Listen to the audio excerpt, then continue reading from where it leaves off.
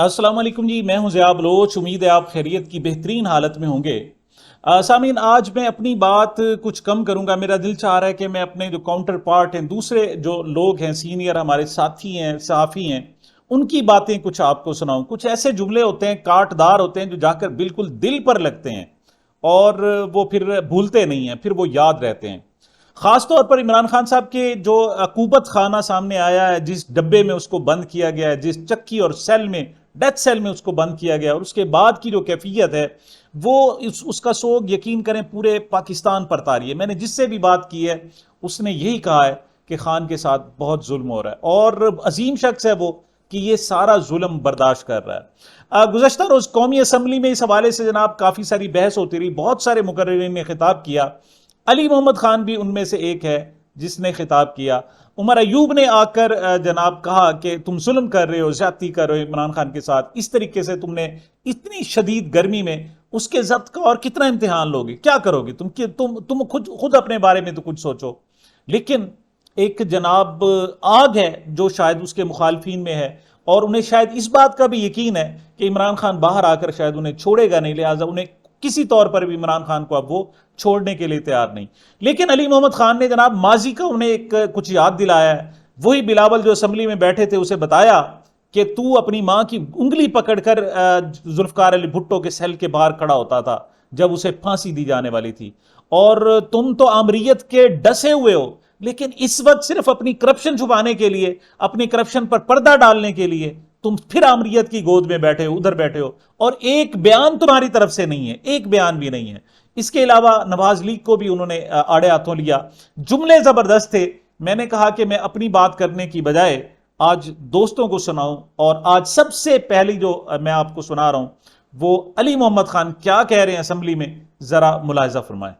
بلاول صاحب یہاں تشریف فرما تھے، مجھے وہ ماضی یاد آیا کہ کس طرح وہ اپنی ماں، شہید ماں کی گود میں جیل کے باہر اڈیالہ شاہی تھی وہاں بیٹھا ہوتا تھا۔ نواز شریف کو ہتھکڑیاں ڈال کے جہاز میں لے جایا مشرف نے، نصرت بھٹو صاحبہ ہسبینڈ اور پھر اپنی بیٹی کے لیے در در ٹھوکریں کھا رہی تھی، اور آج عمران خان صاحب کی سسٹرز ایک عدالت سے دوسری عدالت، دوسری عدالت سے تیسری عدالت، اور ان کی باپردہ خاتون کو جس طرح ٹارچر کیا گیا ہے۔ میرا سوال اس ایوان کے سامنے ہے، آج ہماری باری ہے، کل خدا نہ خواستہ پھر آپ کی باری ہوگی۔ جن کی وجہ سے سارا کچھ ہو رہا ہے ان کی باری کب آئے گی؟ سابق وزیر اعظم کو ایک ڈیتھ سیل کے ٹریپ میں بند کر کے یہ عمران خان کی تصدیق نہیں کی جا رہی۔ جناب ڈپٹی اسپیکر صاحب، یہ تصدیق اس ایوان کی ہے، یہ تصدیق تمام سیاسی جماعتوں کی ہے، یہ تصدیق 25 کروڑ کی ہے۔ ٹھیک، آپ کا پوائنٹ آ گیا۔ عمران خان کے ڈیتھ سیل کے حوالے سے جو سارا پروپیگنڈا کیا جا رہا تھا، جو جھوٹ بولے جا رہے تھے، جی ایئر کنڈیشن ہے، 10 مشقتی ہیں، 8 کمرے ہیں، فلاں ہے فلاں ہے فلاں، وہ تو دم توڑ گیا۔ اب پتا چلا کہ 10x12 کا وہ کمرہ ہے جس میں عمران خان ہے، اور اس شدید ترین گرمی میں، مئی میں، جون میں وہ بیٹھا ہوا ہے، اگست سے بیٹھا ہوا ہے اور اب تک موجود ہے۔ شرمناک سلوک ہے۔ اس کے ٹوائلٹ کی صورتحال دیکھ لی، اس کے جناب اس کو کوئی بیڈ نہیں دیا گیا، ایک پھٹا ہے اس کے اوپر وہ دری بچھائی ہوئی ہے، اور کھانے کو جو صورتحال ہے، اس کی جو سمیل ہے، اس کے جناب اس کی جو رات کو وہ جناب کیڑوں مکوڑوں کو مار، 2 قسم کے کیڑے مکوڑے ہیں، میں نے پہلے بھی کہا تھا۔ ایک کیڑے مکوڑے وہ ہیں جو اس کے ارد گرد سیلوں میں جناب ایجنٹوں کی شکل میں موجود ہوتے ہیں کہ کوئی اس کو سہولت نہ مل جائے، اور فزیکلی بھی کیڑے مکوڑے موجود ہیں جن پر وہ فنس مارتا رہتا ہے۔ وہ اٹھتا ہے رات کو اور خود نہاتا ہے، تھوڑا سا ٹیمپریچر باڈی کا کچھ کم ہوتا ہے، پھر وہ تلاوت کرتا ہے، وہ مطلب اپنے مشاغل میں اور مسلسل ہے، اور باہر جب آتا ہے تو اس کا جناب بالکل اس کے چہرے پر کوئی ملال نہیں ہوتا، کوئی رنج نہیں ہوتا، ایسے لگتا ہے جیسے وہ اپنی قوم کے لیے یہ سب کچھ بڑے خوشی سے برداشت کر رہا ہے۔ اور واقعی اس کی قربانیاں جو ہیں وہ بالکل سنہرے الفاظ میں لکھے جانے کے قابل ہیں۔ یہ صرف سالوں نہیں، صدیوں تک عمران خان کو لوگ یاد کریں گے۔ ان پر پروپیگنڈا کیا جا رہا تھا جناب کہ ان کی ان کے کھانے پر 12 لاکھ روپے خرچ کیے جا رہے ہیں۔ ثاقب بشیر خاص طور پر بتا رہے ہیں 2 چیزیں، ایک تو ان کا جو کھانے کا آ رہا ہے بل، وہ عمران خان کی فیملی خود ادا کر رہی ہے، ان کی فیملی بینک اکاؤنٹ میں جمع کراتے ہیں اور وہاں سے خرچ ہوتے رہتے ہیں، جب پیسے ختم ہو جاتے ہیں وہ پھر تو انہی میں سے وہ سامان منگواتا ہے، اور ایک جناب انہیں جو مشقتی دیا ہوا ہے کھانا وہ بناتا ہے، وہ بھی کھاتا ہے عمران خان بھی، اس حوالے سے کھاتے ہیں. اور جو کولر ہے, کولر صرف عمران خان کو نہیں دیا ہوا, وہ جو چکی کے جو سیل ہیں اس میں جتنے بھی قیدی ہیں سب کو کولر دیا ہوا ہے. لیکن عمران خان کے ساتھ زیادہ برا سلوک ہے ان قیدیوں کو باہر نکلنے, نماز پڑھنے, جناب باجماعت نماز پڑھنے, مسجد میں جانے, لائبریری میں جانے, میدان میں جانے کی اجازت ہے, لیکن عمران خان کو اجازت نہیں ہے. یہ واقعی قید تنہائی ہے. اور دوسرا, جو اس نے سائیکل خریدی ہے وہ بھی گورنمنٹ نے نہیں دی ہے, اس نے خریدی ہے.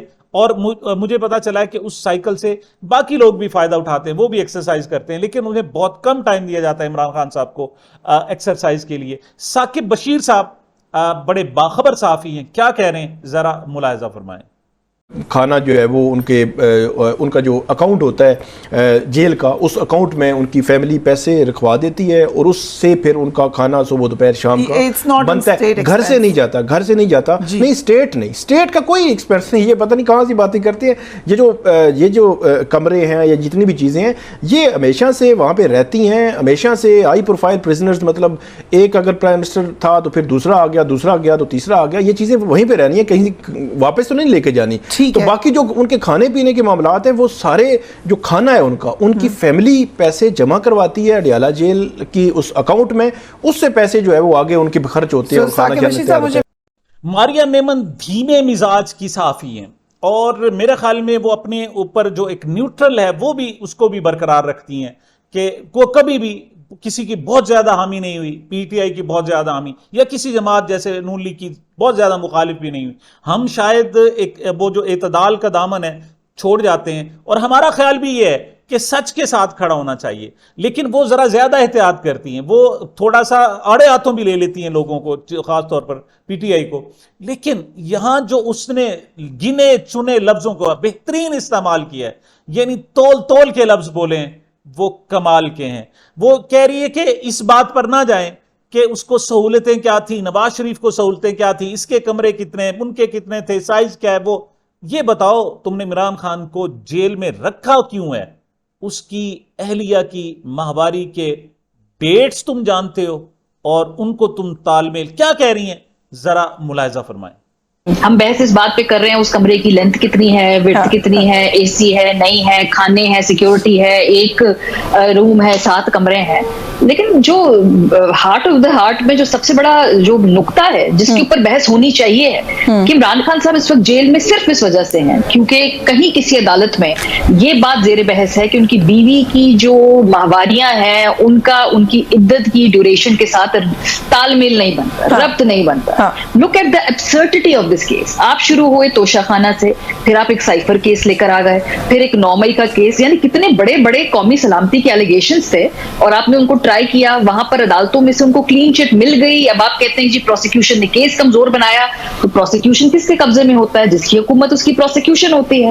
جب خاص طور پہ ریاست کی اتنی انٹینٹ ہو کہ ہم بالکل کیفر کردار تک پہنچائیں گے, اس کے بعد اگر آپ کے پاس صرف یہ کیس رہ جائے کہ جی ان کی بیگم کی ماہواری جو تھی وہ ہم نے گنی ہے, وہ پوری نہیں ہے, اس کی کاؤنٹ ٹھیک نہیں ہے, اس وجہ سے اس شخص کو جیل میں ہونا چاہیے, تو ٹھیک ہے. پھر اب آپ اگر آپ نے اس پہ کھانے کا مینیو ان کو کس اسکواڈ میں کس جیل میں رکھا ہوا ہے, وہ ڈیتھ کا سیل ہے کیا ہے, یہ تو ساری ٹریویل باتیں ہیں نا.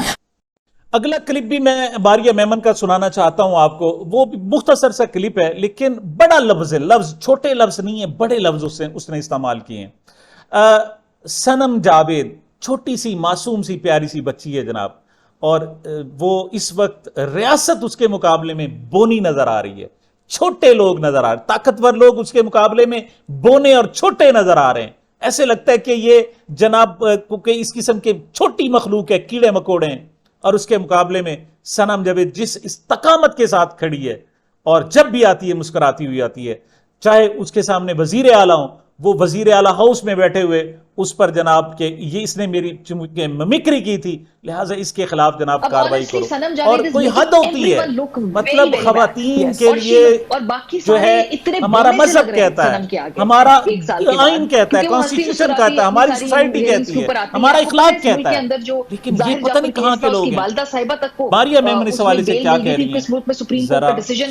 اب honestly Sanam Javed is making everyone look very very bad, اور باقی سارے اتنے बोने से लग रहे हैं सनम के आगे 1 साल के बाद, क्योंकि वो हंसती मुस्कुराती अपनी सारी हियरिंग्स के ऊपर आती है। आपको पता है इस मुल्क के अंदर जो जाहिर जाफर केस था, उसकी वालिदा साहिबा तक को उसमें बेल मिल गई थी, क्योंकि इस मुल्क में सुप्रीम कोर्ट का डिसीजन है कि खवातीन को बेल मिला करती है, लेकिन इन खवातीन को बेल नहीं मिल रही है।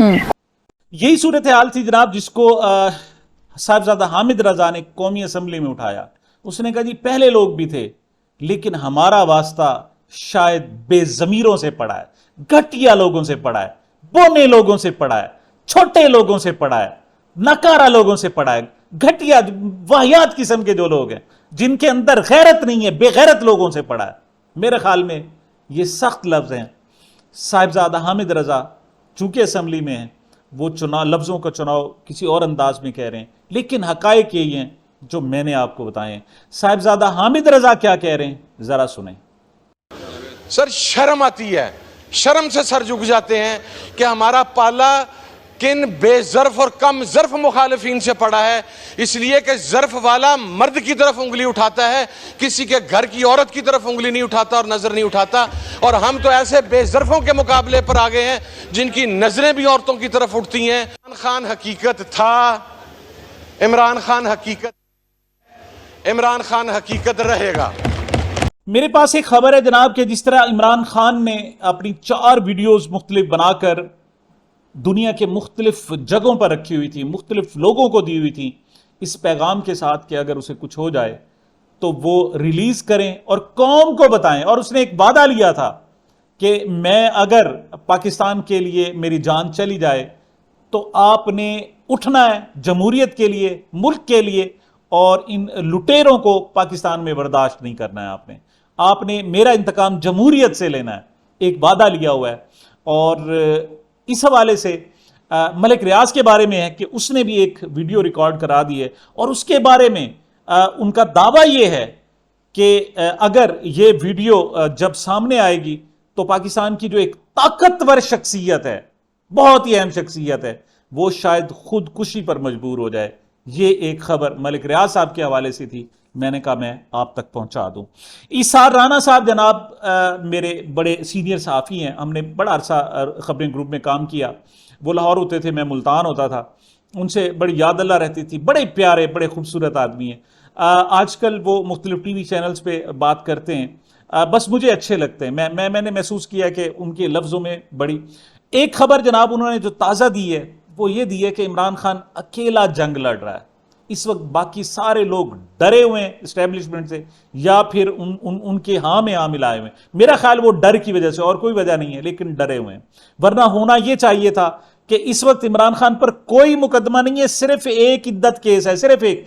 और इस वक्त एजिटेशन होनी चाहिए थी, एहतजाज होना चाहिए था, हुकूमत पर दबाव होना चाहिए था, अदालतों पर दबाव होना चाहिए था कि ये क्या मतलब, एक 4 महीने आपने केस चलाया, इद्दत केस जैसा घटिया केस जिसकी पूरी दुनिया में मजम्मत की जा रही है, तुमने 4 महीने चलाया। आखिरी दिन जब फैसला सुनाने का वक्त आया, जज पर तुमने प्रेशर डाला और अगली अदालत को दे दिया, और अगली अदालत उसे फिर नए सिरे से सुनेगी, और जो उसका आगाज कर रही है वो 5 जून से 25 जून 20 दिन बाद उसकी तारीख दी जा रही है। कितना शर्मनाक है। और फिर अगर दरखास्त दी है कि इसकी अर्ली हियरिंग की जाए, जल्द इसको सुना जाए, उसको भी 11 जून तक उसे ले गए। कितनी शर्म की बात है। अगर हुकूमत पर दबाव होता तो हुकूमत इस काबिल थी नहीं। उनको दूसरा साबिक जब केस ये रेफर कर रहे थे, उसी वक्त फौरी तौर पर पहले जमानत देते और फिर कहते कि ये केस अब सुना जाए, और इस वक्त फौरी उनकी जमानत बनती है। लेकिन क्या है कि इस वक्त जो उनकी पार्टी है वो प्रेशर एग्जर्ट नहीं, डरपोक लोग हैं। लीडर हर कोई नहीं होता। मैं ये नहीं कहता कि ये बेवफा हैं, लॉयल्टी पर मैं शक नहीं करता, लेकिन खान अकेले जंग लड़ रहा है। और वो नई क़यादत की बात कर रहे हैं, शायद वो दो नाम ले रहे हैं, एक इमरान खान की सिस्टर अलीमा खान और एक फवाद चौधरी का नाम भी ले रहे हैं। क्या कह रहे हैं इसार राना साहब, जरा सुने। शुरू हुए वे तो इमरान खान इस वक्त अकेला अपनी जंग लड़ रहा है, या अगर उनके साथ 1-2 लीडर हैं या उनकी बहन है बस जो उनके साथ है, तो और ये मेरे लिए कोई अचंभे वाली बात नहीं है। मैं ये समझता हूं कि रियासत, जो मलक के रियासत है, वो इतनी ही ताकतवर होती है कि वो बंदे को बेदस्तों पा कर देती है और बंदे को वो किसी उस जगह नहीं छोड़ती। लेकिन मुझे ऐसा लगता है कि आने वाले दिनों में हो सकता है कि इमरान खान के जो हमशीरा हैं, बहन जो है, वो फ्रंट पे आके क़यादत करती नजर आए, और उनके साथ पीटीआई की वो लीडरशिप जो समहाउ इस लीडरशिप का हिस्सा नहीं है, जैसे फवाद चौधरी हैं और इस तरह के जो लोग हैं वो नजर आए आपको। क्योंकि इस टाइम पीटीआई में भी एक लड़ाई तो चल रही है, और वो लड़ाई ये है कि जो मौजूदा क़यादत है, आई एम सॉरी लफ्ज़ ज्यादा बात बढ़ रही है, वो भी अपने पार्टी के इंफॉर्मेशन उससे मुतमईन नहीं है। यही वजह है कि पीटीआई की सोशल मीडिया को भी दोबारा से रीऑर्गेनाइज करने का फैसला हुआ है, और उसमें इमरान खान साहब को भी ब्रीफिंग दी जाएगी कि जनाब ये जो हमारे से छक्के लग जाते हैं फिर हमारे गले पड़ते हैं, इसको किसी तरह काबू किया जाए। तो मुझे ऐसा लगता है कि आने वाले दिनों में हो सकता है कि फवाद चौधरी को कोई एक अहम जिम्मेदारी मिल जाए, क्योंकि अब लॉयल्टी का सवाल जो है वो अब अगर पीछे चला जाए तो पीटीआई को जरूरत है फवाद चौधरी जैसे एक बंदे की जो इन सारे मामलात को लेकर चल सके। मैं इसार राना साहब की बात में थोड़ा सा इजाफा करना चाहूंगा कि भले जो लीडरशिप है, जिनको हमने वोट दिए, जिनको पाकिस्तान की आवाम ने वोट देकर असम्बलियों में भेजा, इस वक्त बड़ी ओहदे संभाले हुए, अपोजिशन लीडर, कायदेबान, कायदे हिज़्ब इख्तिलाफ, पता नहीं क्या क्या बने हुए, कौन कौन सी कमेटियों में, और अलैक सलैक उनकी पता नहीं कहाँ कहाँ है। लेकिन एक बात मैं कहना चाहूँगा कि कोई और साथ हो ना हो, इस वक्त अल्लाह इमरान खान के साथ है और अवाम भी इमरान खान के साथ है, और ये वक्त ये मुश्किल वक्त है लेकिन कोई तवील नहीं है। मुझे लगता है इस बड़ी सख्त रात की सुबह होने वाली और बहुत जल्द होने वाली है। सामीन, ये मेरी अब तक की गुजारिशात थी। मुझे अपने इस चैनल को अपनी मोहब्बतों और दुआओं में याद रखिएगा। मिलते हैं छोटे से वक्फे के बाद।